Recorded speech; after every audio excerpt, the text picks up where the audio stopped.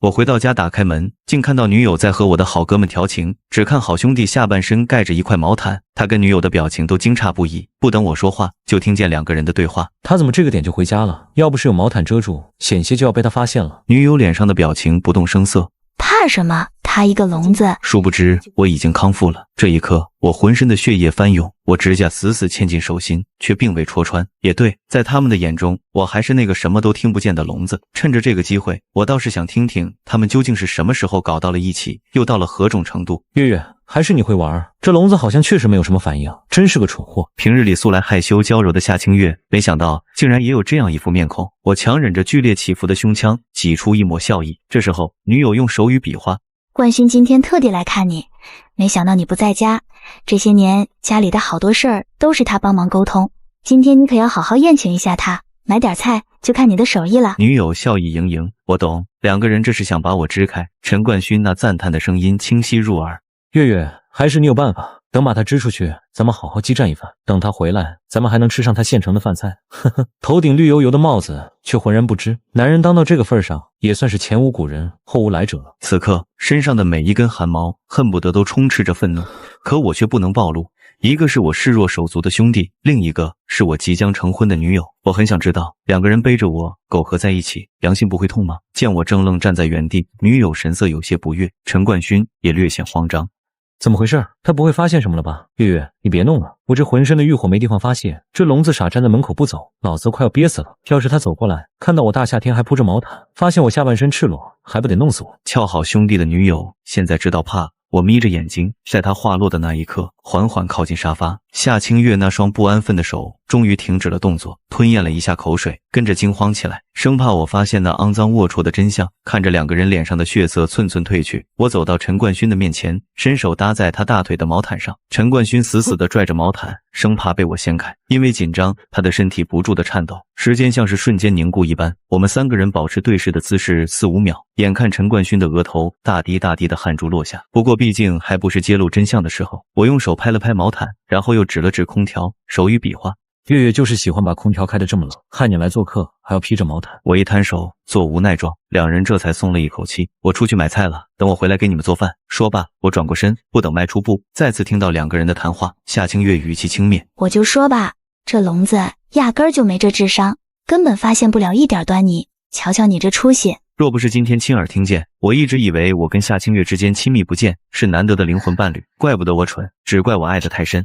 宝贝，你这嘴还真是毒啊！一口一个聋子，可别忘了当初是你把他撞成现在这个样子的，难道你一点也不心疼？夏清月恶狠狠地冲着我这边看了一眼。我呸，心疼恶心还差不多，谁知道他这么命大，当初我是想把他撞死，一了百了。跟这种毫无情绪的人相处，每一分每一秒都让人觉得恶心煎熬，谁知道他只是脑部受伤失聪了而已，害我还要继续演绎深情人设，可惜了。如果当初油门踩得再狠一点，他这个没亲戚父母的孤儿，所有的身家财产可就都是咱们两个的了。不过倒是也不用着急，等我们结婚之后再设计一场意外，他的财产咱们可就是10拿9稳了。男人的尊严被踩在脚下，耻辱和愤怒笼罩着我，让我觉得难以呼吸。走出家门，我点开了手机里的监控软件，两个人已经提前将监控用玩具遮挡，可他们的对话仍旧分毫不差地传入耳朵。这聋子终于走了，真讨厌，刚刚酝酿的气氛全都被他破坏了。女友的语气颇为不满，陈冠勋好声好气地哄着她，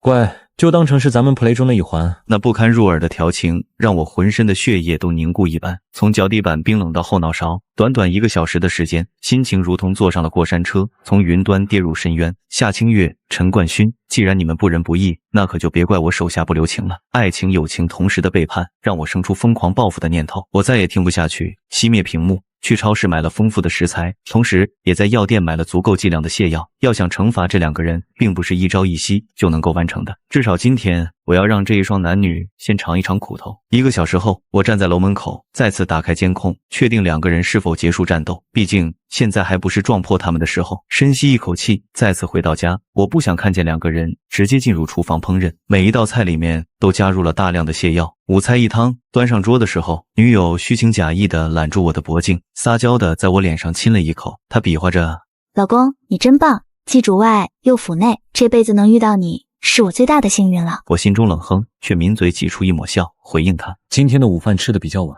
现在还不饿，还有一些工作要处理，就不陪你们两个吃了。夏清月代为转达，陈冠勋冲我比划了一个 OK 的手势，来到书房关上门，我长长吐了一口气。光是这几个小时的虚与委蛇，就让我觉得筋疲力尽。看来夏清月为了得到我的财产，也算是忍辱负重，煞费苦心了。虽然隔着一层门，我仍旧能够听到两个人的交谈。冠勋，下次我们在窗边试试好不好？感觉那种没准会被别人暗中窥探的感觉，我就觉得很刺激。两个人约定好了时间和地点，与此同时，书房内的我也将信息输入在备忘录中。饱餐过后，我出门送陈冠勋，他冲我竖起一个大拇指，递给女友一个眼神，代为传达感谢。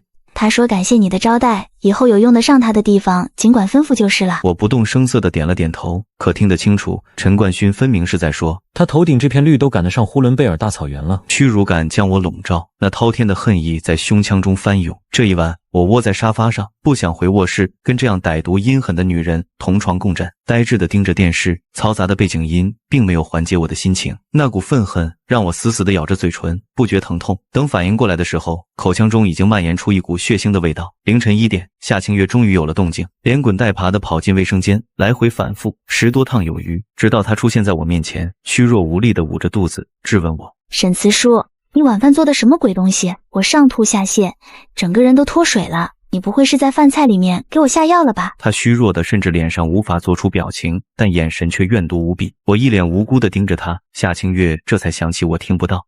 哦，忘记了，你是个死聋子。他用手语又重复了一遍，可不等我回应，就又夹着双腿跑到了卫生间，折腾了一晚上，几乎没有睡觉。我听到他给陈冠勋打过去电话：冠勋，你能不能来一趟，送我去医院？我闹肚子，感觉都快要死了。电话对面的声音比夏清月更要虚弱。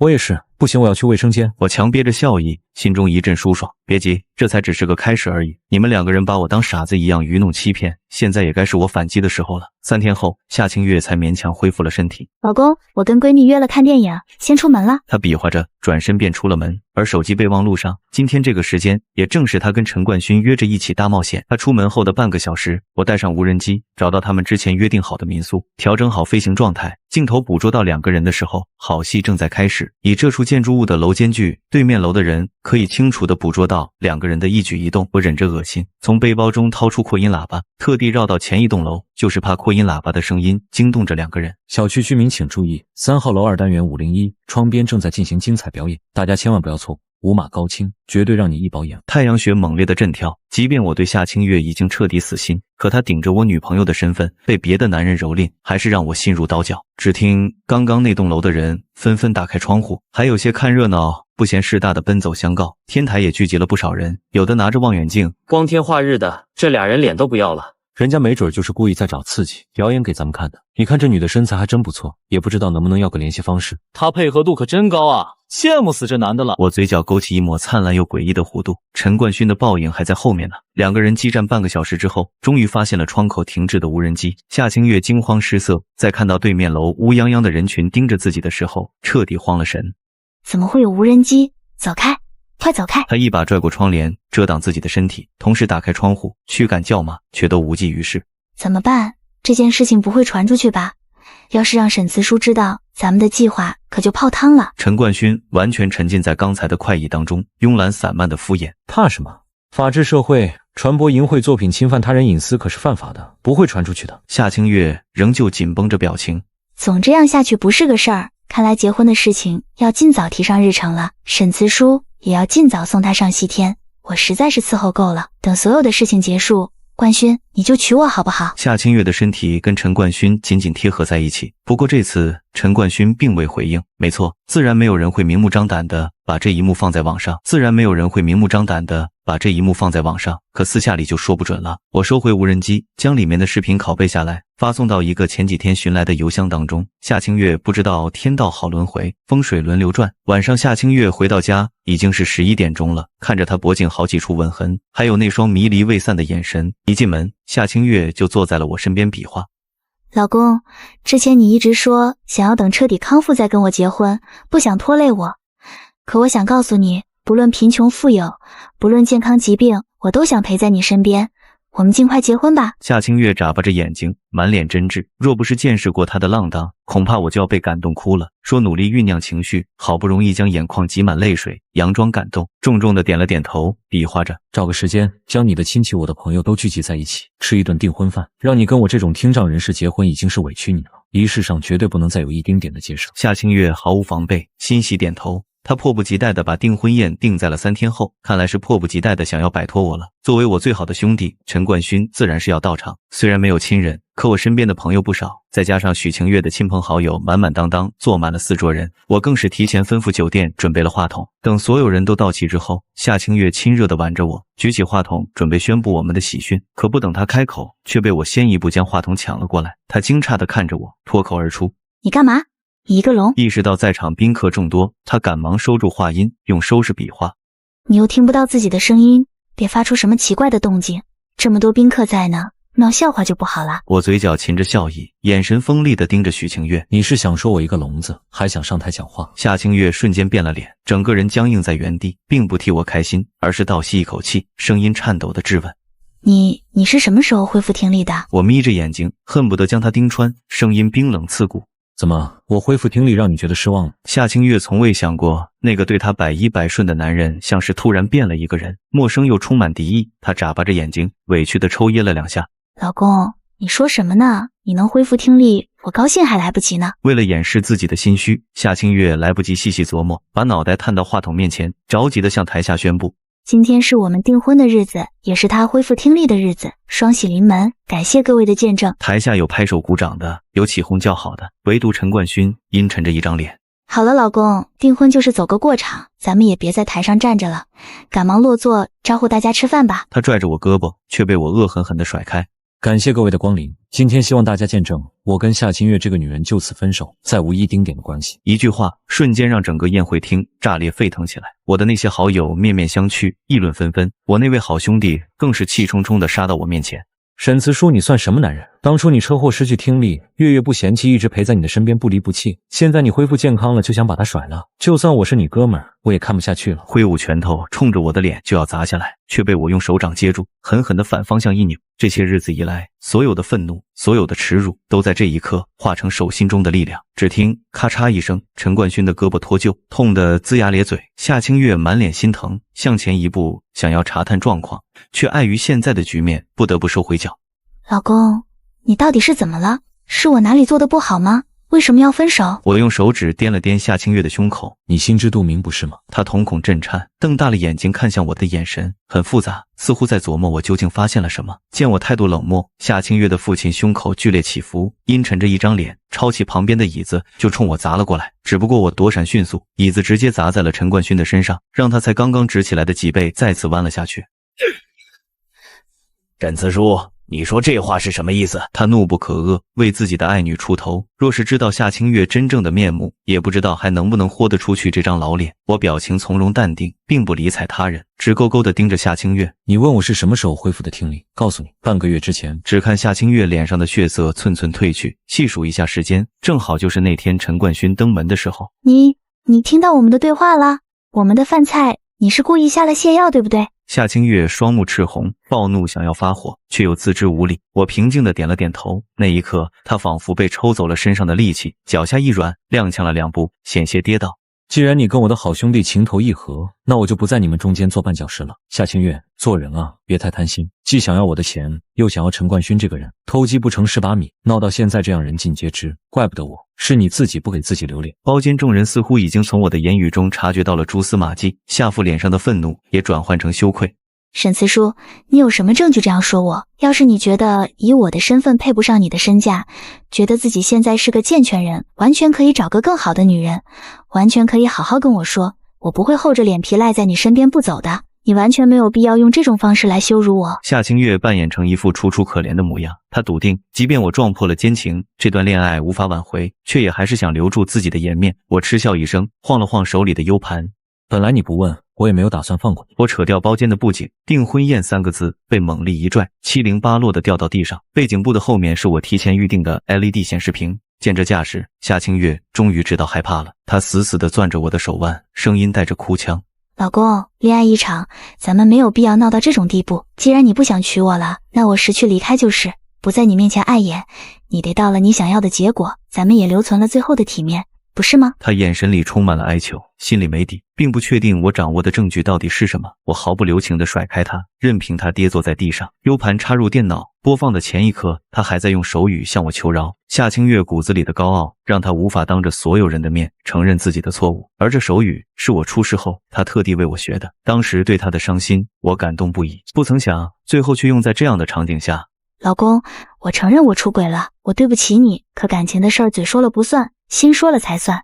我也是控制不了自己的内心，才会犯下大错。你想要跟我分手，我同意，也不会纠缠你。但是你能不能不要当着我所有的亲朋好友面前毁了我？今天这件事儿结束之后，我会给你一个交代的。不管是打是骂，不管你想怎样惩罚我，我都认。求你了，别播好吗？他张牙舞爪的比划，恨不得双手都要抽筋了。可我沉浸在自己复仇的快感中，根本没有一丝一毫的同情。既然做出了背叛我的事情，就应该承认相应的后果。按下播放键，当看到画面是一片黑屏，只有两个人对话的声音时，夏清月才松了一口气。陈冠勋和夏清月不知羞耻的调情，对我财产的密谋算计，全部都公之于众。所有人都到底一口气，夏父更是冲上前，狠狠甩了夏清月一个耳光。我怎么就生出来了你这么个浪荡货？虽然没有画面，可接下来夏清月那毫无尊严的讨要声，令人浑身汗毛竖起的呻吟声，却都清晰可闻。夏清月死死地咬着嘴唇，看向我的目光中充斥着无尽的怨毒。她一字一句，咬牙切齿，索性也不装了。沈慈书，没想到你是一个这么小肚鸡肠的男人。既然你全部都知道了，那我也不隐瞒了。我跟陈冠勋是真心相爱的，要不是为了顾及你的脸面和自尊，我们两个人早就光明正大的在一起了。即便这种时候，他仍旧在给自己找冠冕堂皇的理由，企图挽回颜面。我并不恼火，只是用意味不明的眼神看向他，挑着眉引导他说出更多来。他想要杀人诛心，令我心里也不好过。殊不知螳螂捕蝉，黄雀在后。没错，分手也好，冠勋说他巴不得要把我娶回家了呢。你的未婚妻和你的好兄弟都背叛你，你怎么不在自己的身上找原因？今天出了这个门，我们就去领证。而你就算恢复了听力又怎么样？你比得上冠勋的情调吗？像你这种乏味的男人，根本没有哪个女人会真心实意想要跟你在一起。他越说越激动，死死地盯着我，想要从我脸上捕捉到悲伤痛苦的表情。只可惜让夏清月失望。门口我早就已经邀请的特殊客人正怒不可遏地盯着夏清月还有地上的陈冠勋。陈冠勋，你这个人渣！我在你身上花了那么多钱，眼瞅着就要结婚了，没想到你背着我还有其他的女人，你知不知道辜负我会是什么样的下场？说着，那女人的恨天高一脚就踹在了陈冠勋的脸上，一颗门牙伴随哀嚎声掉落。陈冠勋双手抱头，蜷缩着身体，像是个鹌鹑一样，身体止不住的颤抖。物以类聚，人以群分。夏清月不知道的是，陈冠勋还有一个未婚妻，他游手好闲，没有挣钱的本事，却成天想要过享受的生活。于是仗着这副姣好的皮囊，攀上了这个家境殷实的女人。女人的父亲是做包工头的，身后乌泱泱站着一群结实健硕的农民工来造势。夏清月见陈冠勋被殴打，心疼的赶忙上前想要搀扶，并且怒不可遏地质问女人：你是个什么东西？凭什么打我男人？一句话更是激发出了无尽怒火。那人反手一抽，5个指印红艳艳的印在了夏清月的脸上。夏清月的家人想要为他出头，却全部都被农民工狠狠地按在了桌案上。这是我未婚夫，什么时候成了你的男人了？好啊，你们这对狗男女竟然敢绿到我头上了，我呸！你们不是喜欢在窗边做那种事吗？不是喜欢供人欣赏观看吗？放心，你们两个的视频我已经给我爸手底下上千号的工人都免费发放了，到时候一传十，十传百，我就不信你们这对贱男女不出名。女人目光狠辣，每说一句话就抽打夏清月一个耳光。陈冠勋自知理亏，闹成现在这种地步，还妄想拽着女人的裤腿乞求。宝，都是这个贱人勾引我，我才会一时糊涂犯错，你原谅我好不好？像这种心狠手辣的女人，制造意外想害死自己的未婚夫，我又怎么可能是真心跟这样的人在一起？他毫无尊严地跪在地上祈求，可女人很清醒，一脸嫌恶后退，然后摆了摆手，示意身后带来的人好好教训一番陈冠勋。一阵拳打脚踢过后，陈冠勋不知是真的昏死过去，还是想装死逃避。眼看再这样下去，很有可能把事情闹大，那女人再收手罢休。至于夏清月，他父亲扬言被他丢光了所有的脸面，要跟他断亲，驱逐出家门。刚才混乱的殴打现场，他更是没少被揩油。那洁白的礼裙上沾满了无数的手印，直到所有人都离开，包间里只剩下我们3个人。夏清月恶狠狠地盯着我，那目光恨不得要将我碎尸万段一般。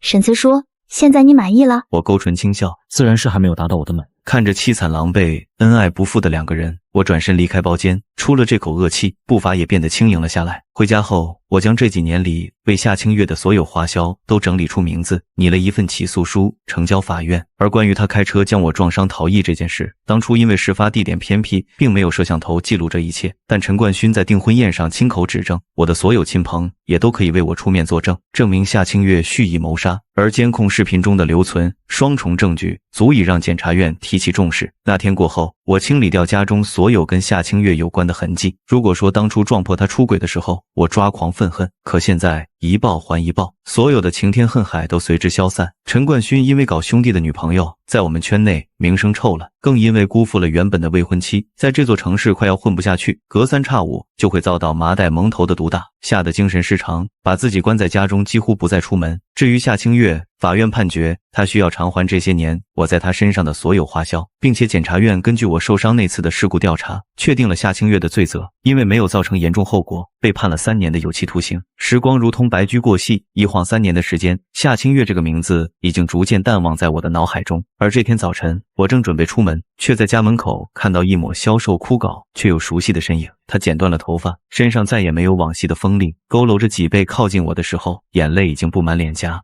此书我出狱了，这些年在牢中，我反思了很多，也后悔很多。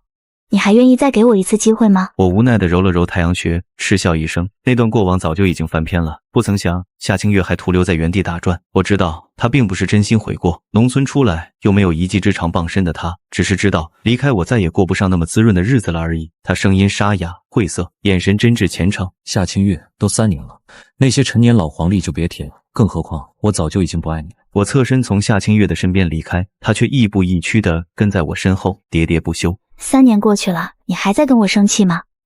我知道你是爱我的，你对我的爱那样深邃，怎么可能说不爱就不爱了呢？你说过你爱我，爱到恨不得把命给我，更是在我们还没有结婚的时候，就无条件将所有的财产定我为第一继承人。